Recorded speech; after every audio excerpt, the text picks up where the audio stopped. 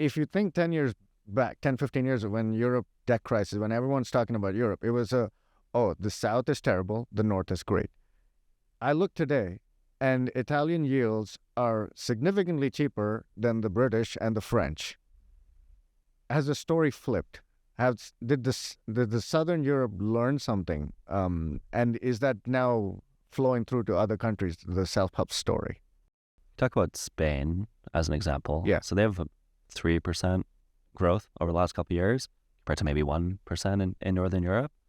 And a lot of it is higher levels of immigration, cheaper energy access, fairly dynamic economy, a lot of growth industries, including renewables. So I think they've been able to kind of pivot their policy and have strong levers of growth where other countries have fallen behind, whether it be on immigration, fiscal policy, not having access to cheap energy. So there's a bunch of factors, but they kind of all build up together to create some solid foundations for growth. Interesting.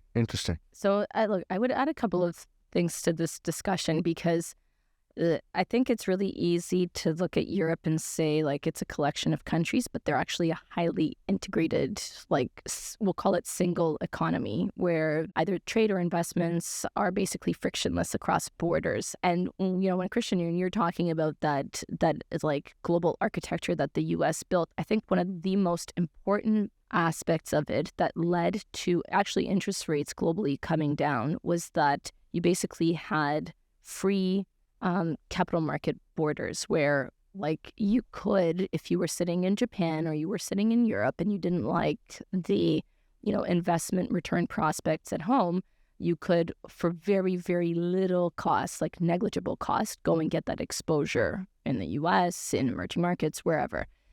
Part of the thing when you become more like self-help oriented, or as the U.S. is looking to kind of internalize, the cost of those capital borders starts to increase as well. So now how money flows across the world will start to have meaningful cost, okay, which changes your return forecast, if you will.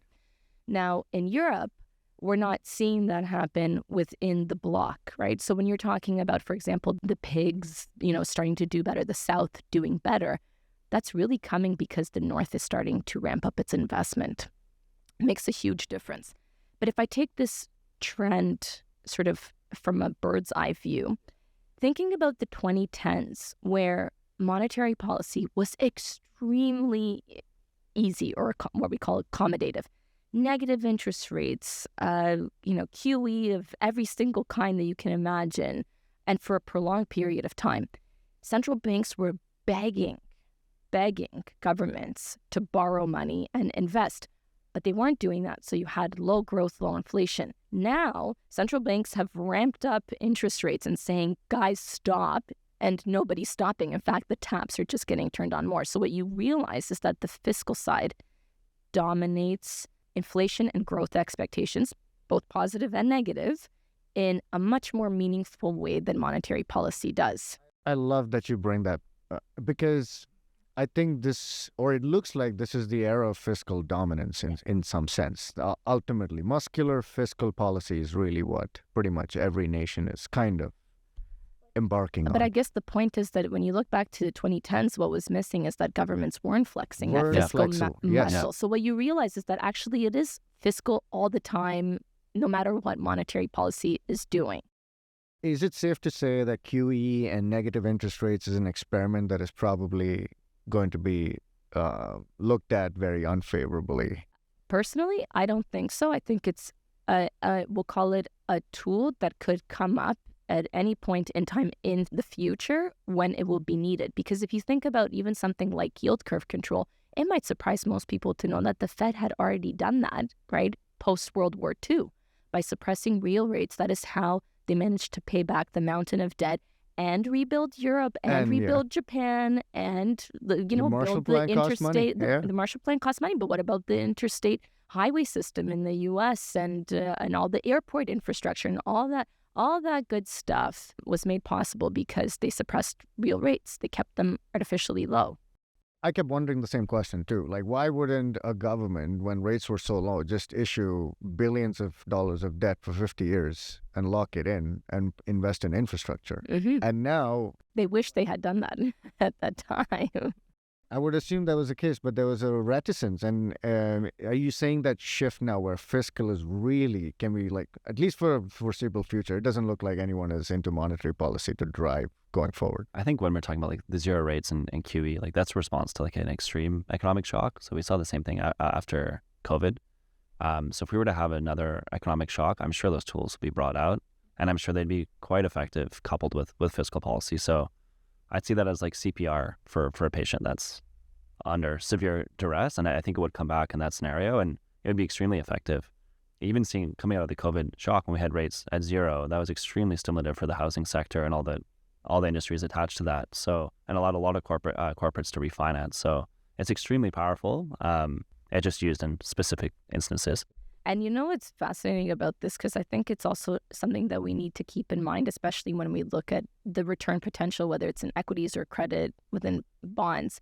I've been on a lot of meetings and speaking to investors globally about sovereign risk in the more recent past, in the last couple of months, especially, given the fiscal muscle that you're talking about that's being flexed globally. And everybody is wondering, well, are government bonds no longer risk-free? They've always been considered the risk-free rate because technically they shouldn't default. They could just print cash and give back to you. It starts right there. It starts right there, right? That's the input to every other asset class's output, right? And what's fascinating is like policymakers, like if you're a chief economist at the central bank today, you're never really going to say what you think or classify things as fair or unfair because you sound a little petulant.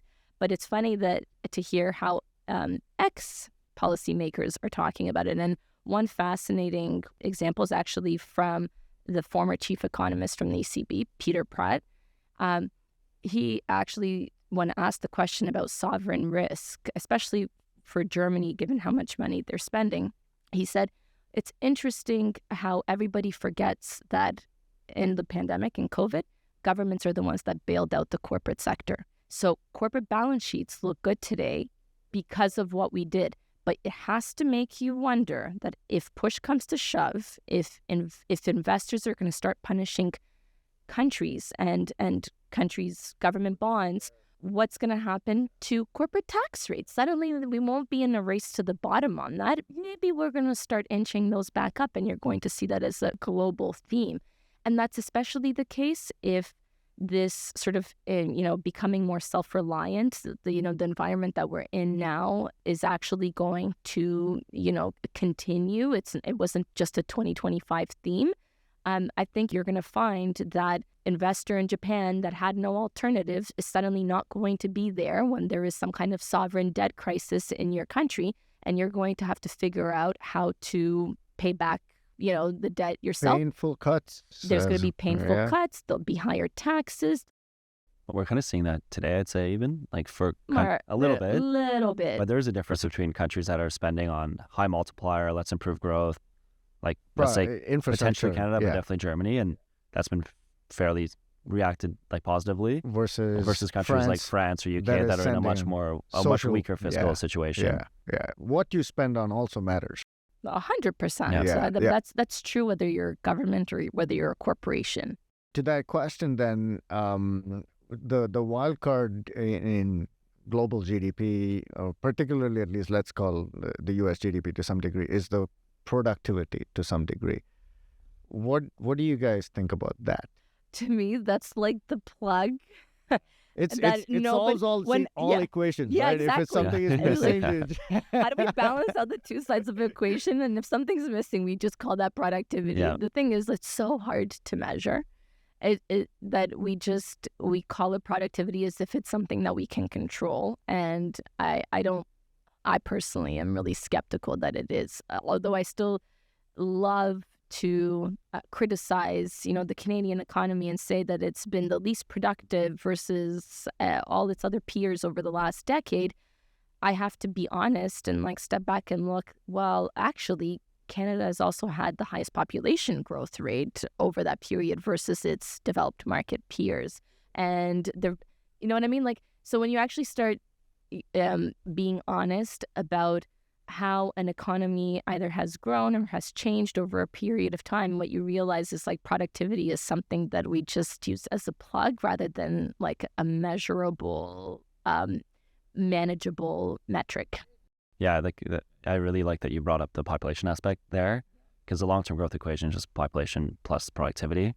And I think I'm quite optimistic on the productivity front in AI and everything there. But when we look at policies for major economies around the world, the population policy is changing pretty aggressively. Yes. I think one of the biggest changes under the Trump administration has been their immigration policy, where you have substantially less immigrants coming into the country, and also a high number of people leaving the country or work permits being canceled. And even in Canada, we've had a huge step function change in how many immigrants we're taking in, and certain European countries as well. Yeah. And there's other countries like China or Korea where the population is already just naturally declining because most developed economies have replacement birth rates. So we need that productivity to keep up versus I think the population side of the equation is not going to be as beneficial as it was historically. Because how do you just all of a sudden turn the engines of 1.5 replacement birth rate to 2.1? Yeah. How do you just turn that on? It doesn't work. You make robots. Productivity. Tesla's yeah, that's what we're calling it. Productivity. I just call it like human replacement. I guess, I mean, could you count robots into GDP? No, I'm just like this. Can they consume? I like exactly. They consume energy. Exactly. They consume energy. Okay, fine. Sorry, yeah. Right, like I consume an apple, but it's energy. Yeah. It's just a form of energy that's going in. Healthy calories. It's organic energy that is healthy. But say a robot, I want to plug it into, and that is a robot that's potentially a Canadian citizen as well. Yes. That's interesting. And it's producing work. Let's say that robot is collecting trash, paying income taxes. I can't keep up with this new world we're in, but yes. Hypothetically, would that count to GDP? That could, right? Like, well, technically, a corporation has like the same type of like rights as individuals in the United States. So like, why can't a robot? Why can't a robot? Yes. Maybe that is the solution. Productivity and people at the same. Yeah, we're going to be put out to pasture. No, this is not a doomsday podcast. Terminator, This is Where equities. are we going with this conversation? This is equities. No, I love it because it took it into so many tangents, right? At the end of the day, there is a big structural change that is going on, I think. Globally, it's pretty evident. A lot of things that were the norm from, let's say, 1980s to 20, like it's almost an investing generation got used to a certain world. Yeah. But that world kind of changed. We are in a different world. So as portfolio managers, how are you thinking about your processes? It's what is the difference of managing money previously versus today? So I'll start because I think it's the easiest for me given the big regime shift that we've had in interest rates. The simplest way of thinking about bonds is that there are two sources of return. There's the income return, which is really just the yield on the bond. And then there's the price return, which matters a lot. And like if the markets are volatile, if you have a lot of duration on the bond, like it's going to be up and down a lot more. Because income return was very negligible pre-COVID, you basically were a risk manager, right? As a bond PM. Whereas now we're not in that mindset anymore. We can tolerate more risks just because that income insulates a lot more. So I would say that's really the big shift that I've noticed among just say bond managers at large. Pre and post COVID. Nice. And for you, what's the big change? Yeah, I think it's a very big change because again, if you think about, we'll be shifting between those quadrants much more rapidly than they were. There's different asset classes that will work in those different regimes, and so there's a broader set of tools that you need in your asset allocation. I think the portfolio of just a very basic 60-40, all North American equities, all Canadian bonds, good to go, may not be as effective in different regimes. So I think including other asset classes being a little bit more dynamic is very important. To give our audience a sense of context, okay, what is if 60-40 was the holy grail pre this? How has the world shifted, in your opinion? Yeah, I think it's shifted because it's more likely you'll get regimes now where inflation is higher, which didn't how would happen that for a whole decade. 60-40 look like today? Was it like Yeah. 65-35, something else Or with 10% gold. Yeah, what is that? What we've done to diversify our portfolios was add in commodities, Yes. including gold, but the whole swath of commodities, because that's the only thing that will work in periods of high and rising inflation. And equities work when inflation's a little bit hot, like 3, but above that, it's not.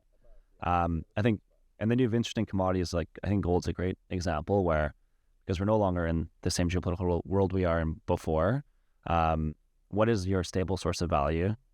What will happen to your reserve assets that you hold if you're a central bank? If maybe you go afoul of a certain government or another, maybe you want to diversify into something like gold, because that has historically for thousands of years been a source of value that people can trust. And so that's why we've seen gold outperform this year as central banks have bought, and then other individuals as well. So that's on the commodity side. Real assets also have a lot of inflation protection and solid income. So it could be infrastructure, it could be select real estate. They also have quite low volatility generally as well. But beyond that too, there's a lot of like liquid alternatives that are quite attractive. Hedge fund like strategies that give you low volatility, but hopefully high absolute return levels. So it's a kind of a bond replacement.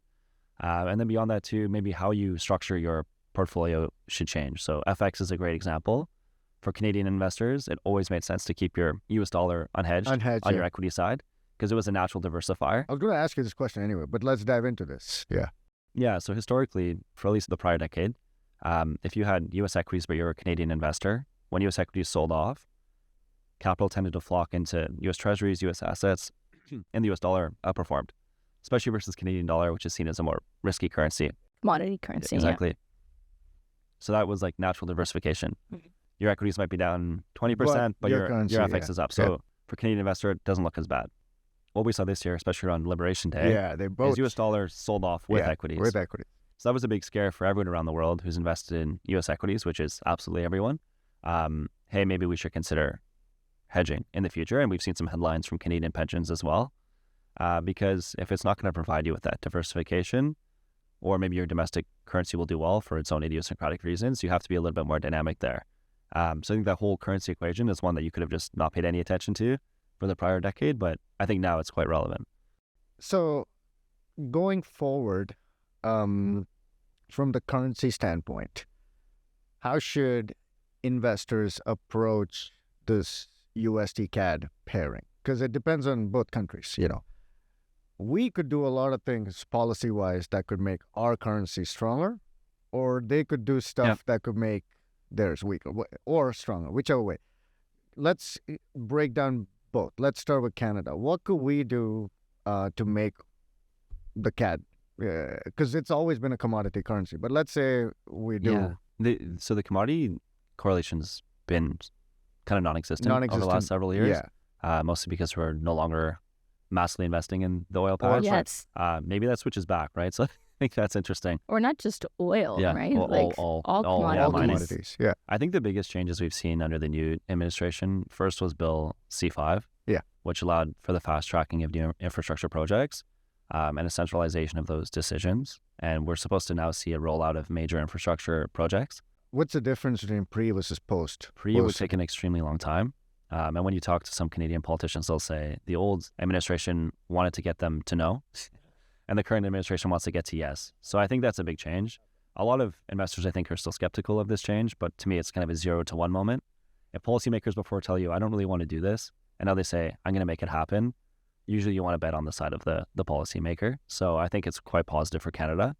And if we build a lot of these nation-building projects, like ports, highways, pipelines, natural LNG terminals, growth is going to start to pick up because there's going to be a lot of spending. Like sometimes I feel like we're a nation that is playing poker with aces, and then we're just like throwing the cards away. Like, yes. Yeah. So I don't have anything to add to what Christian said, but fun anecdote for you. Okay. So I've been to the U.S. quite a bit. Yes, the business still happens like cross-border. So I decided to use like a U.S. computer just to ensure that there's no sort of bias or whatever in like my line of questioning. And I asked ChatGPT, like looking a decade or two out, taking into account things like climate change, which is still very much real and it's creating a ton of problems, like for that self-reliance concept for every single country around the world. Economic opportunity, level of education, level of like resources and diversification, etc. Like what country is sort of best positioned for that? Canada came out number one. Like, woo, good to be Canadian. But now the problem is, like, historically, we've been probably getting in our own way. Of course. And to Christian's point, like, can we change that? Well, equity market is saying that we might be onto something if you think it's a leading indicator. But I think that's even under the radar, in my opinion. Like, I think if you ask most people on the street with an investment account, if we know, did Canada outperform U.S. this year? Most people are not going to guess that. I've been telling that our market has been like a ninja all year, and it's the best kept secret. No one on B&M seems to be talking about it either. Yeah, I think the interest in Canadian assets is very low. I always ask, like, U.S. researchers that come through or other people that we talk to, and no, either I get apathy or like get laughed out of the room. So I think the Canada story is still early days. This concludes part 2 of our Q3 market wrap-up. If you found that helpful, make sure to check out part 3.